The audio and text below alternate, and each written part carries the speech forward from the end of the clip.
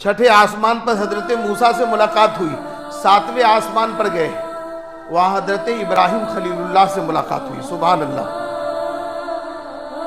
देखा कि एक बुजुर्ग बैठे हुए हैं, काबा के मानिंद एक कमरा बना हुआ है, फरिश्तों की तकबीरात तस्बीह तहलील की आवाज़ें बुलंद हो रही है, फरिश्तों का तवाफ जारी है।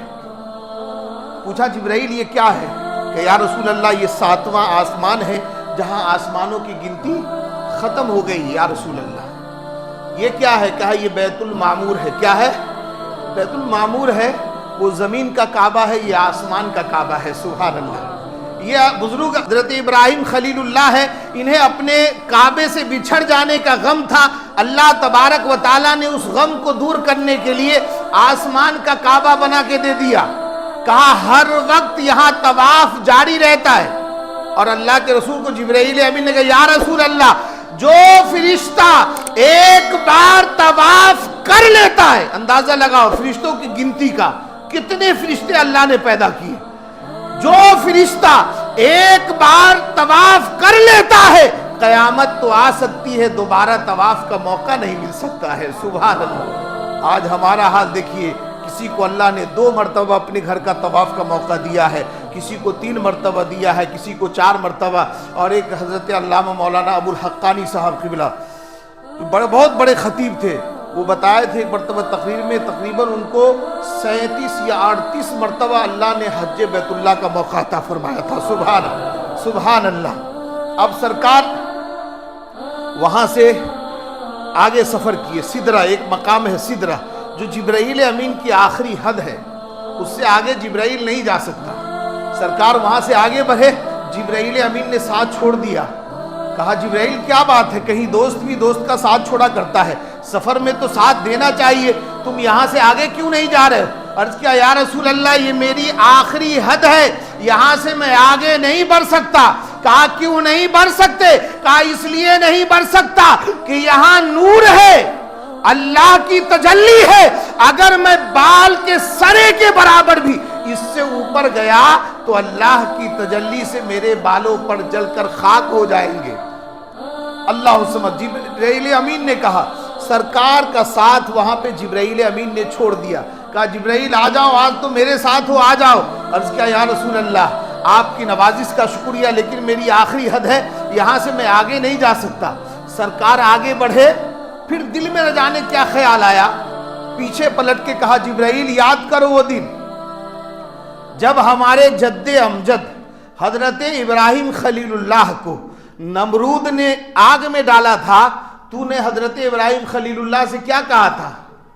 क्या या रसूलल्लाह मैंने ये कहा था कि ए खलील, ए अल्लाह के दोस्त, आग करीब है, अगर कोई अल्लाह से कोई हाजत हो, ज़रूरत हो तो मुझे कहिए, मैं वहां जा सकता हूं जहां कोई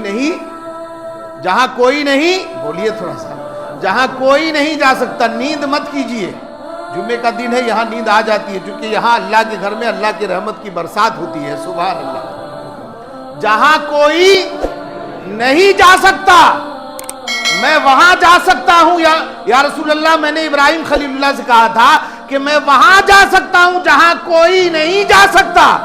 सरकार मुस्कुराए, फरमाया जिब्राइल आज तू भी कान खोल करके सुन ले, जहां मैं जा सकता हूं वहां तू भी नहीं जा सकता है। सुभान अल्लाह, सुभान अल्लाह, सुभान अल्लाह।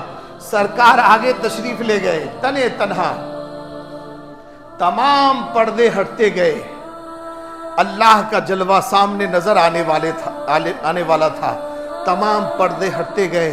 दरबारे रब्बे लम यज़िल को जब सरकार ने करीब से देखा तो दिल में बात आई कि मैं अपने नालैने मुबारक को, जूती मुबारक को उतार लूं।